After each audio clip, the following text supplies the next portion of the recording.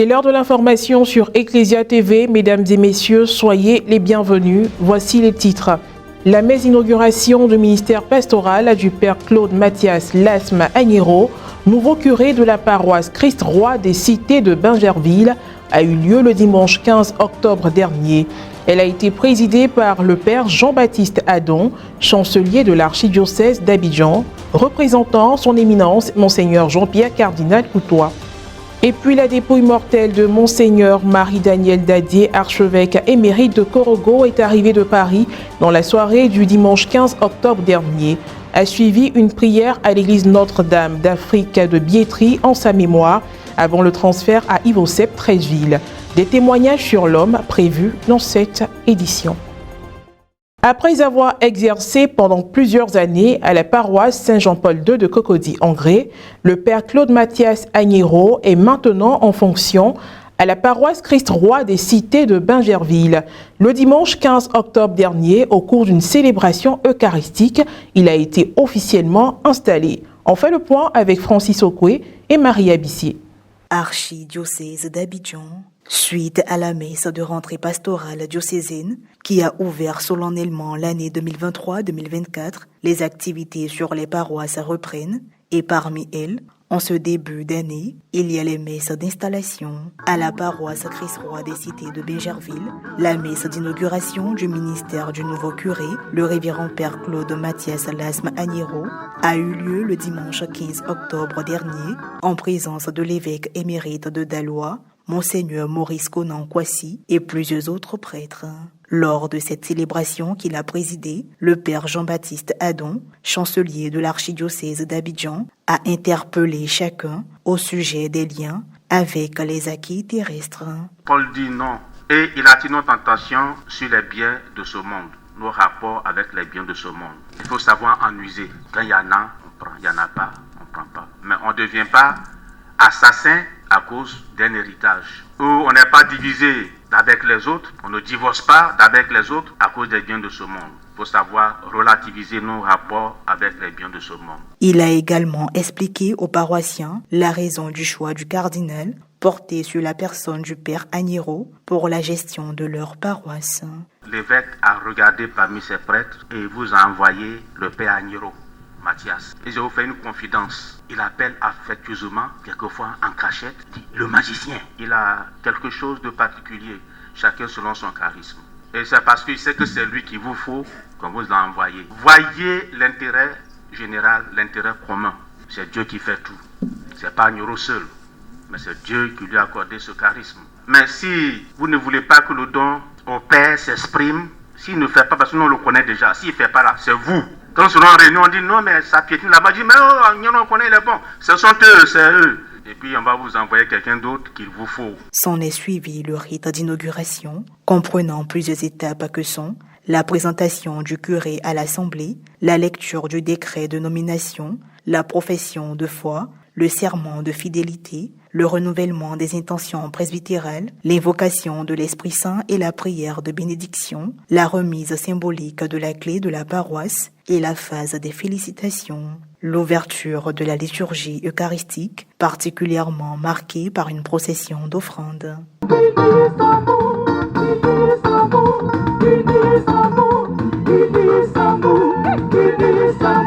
Une série d'interventions ont ponctué les rites de fin. En premier lieu, celle des membres du conseil qui ont offert des présents au curé au nom de la paroisse, comprenant des vêtements liturgiques.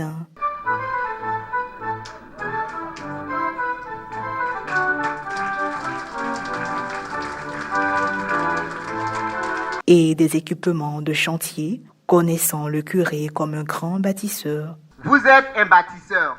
Nous avons constaté que quand vous êtes sur le chantier, vous n'êtes pas équipé. Pour vous dire que nous prenons soin de vous, nous vous offrons des équipements de protection individuelle. Ce sont les allocutions des pères Jean-Baptiste Adon et Mathias Agnero, ainsi que la prière de renvoi qui ont mis fin à cette célébration. La joie que nous avons, c'est que le cardinal, son éminence Jean-Pierre Coutois, a voulu que je vienne dans cette communauté qui est une communauté forte et dynamique pour encore donner de la force pour faire de belles choses. Les belles choses partent d'abord par la construction des cœurs, la construction d'une église famille, mais aussi par la construction d'un temple digne de ce nom pour que nous puissions célébrer et contempler le Seigneur. Donc ma vision, c'est que je puisse aider les chrétiens de cette cité, de ces cités de Bingerville, à unir leur cœur au Christ et à regarder le Christ roi de l'univers qui vient agir puissamment dans leur vie pour qu'ils aient dans leur cœur l'amour, la paix et la gloire de Dieu. Tout autre sujet à présent, dans la soirée du dimanche 15 octobre dernier, Monseigneur Marie-Daniel Dadier est arrivé chez lui avec un moyen de locomotion inhabituel, le corbillard. Avant d'être conduit à Yvon-Sepp-Treichville, une prière a été faite à la paroisse Notre-Dame d'Afrique de Biétry. Les témoignages de ses connaissances dans le reportage réalisé par Pierre Richemont, commenté par Morel Botti. Le décès de Monseigneur Marie-Daniel Dadier, archevêque émérite de Korogo, survenu le lundi 2 octobre dernier en France, dans sa 71e année, est un véritable coup dur pour les chrétiens catholiques ivoiriens. Le dimanche 15 octobre dernier, c'est dans le recueillement que confrères, parents, amis et connaissances ont accueilli sa dépouille mortelle et ont prié pour le repos de son âme à la paroisse Notre-Dame d'Afrique de Biétry, lieu où il a vécu de beaux jours. À cette occasion, plusieurs personnes ont accepté de se prononcer sur la vie de ce serviteur de Dieu. En tant que pasteur, je retiens de lui un homme de terrain, comme on aimait si bien le dire pour le taquiner.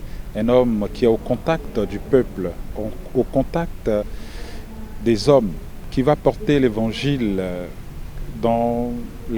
à la proximité. Voilà. Il va contacter les gens, il va leur parler de Jésus-Christ à travers un témoignage de vie, à travers la diffusion de la joie.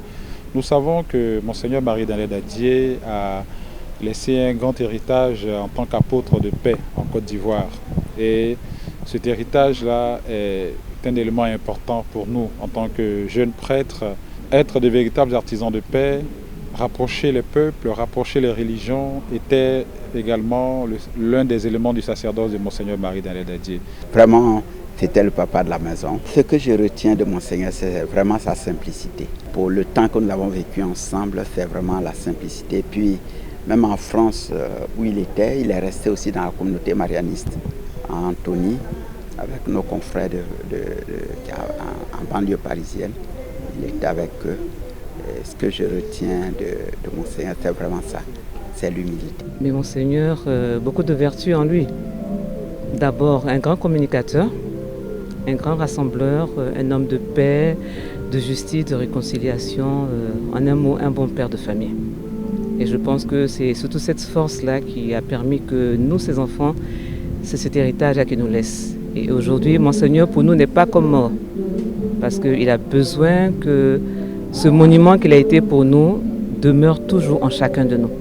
La fraternité, la solidarité, l'esprit d'amour, d'amitié qu'il a tissé entre nous, ces liens-là sont tellement forts que jusqu'aujourd'hui, même dans la douleur, nous sommes encore fiers de savoir que notre Père est parti, mais que grâce à lui, nous puissions encore nous retrouver pour faire de grandes choses encore, pour la plus grande gloire de son nom surtout. C'est quelqu'un qui a bon cœur, quelqu'un qui aime aider, quelqu'un qui n'est pas indifférent à la souffrance des autres. Ah, vraiment. Il y a d'abord nos liens personnels et puis ensuite dans le corps sacerdotal, combien de prêtres il n'a pas accueillis qui étaient en difficulté, qui étaient en détresse, il les a accueillis. Et pas seulement les prêtres, il y a aussi des laïcs, des jeunes gens qu'il a aidés. Et oui, l'homme humble et simple, toujours avec le sourire aux lèvres, s'en est allé. Que Dieu qui l'aime plus nous le reçoive dans son royaume de gloire. Point final à cette édition d'information. Merci de l'avoir suivi, que je veille sur nous. À très bientôt.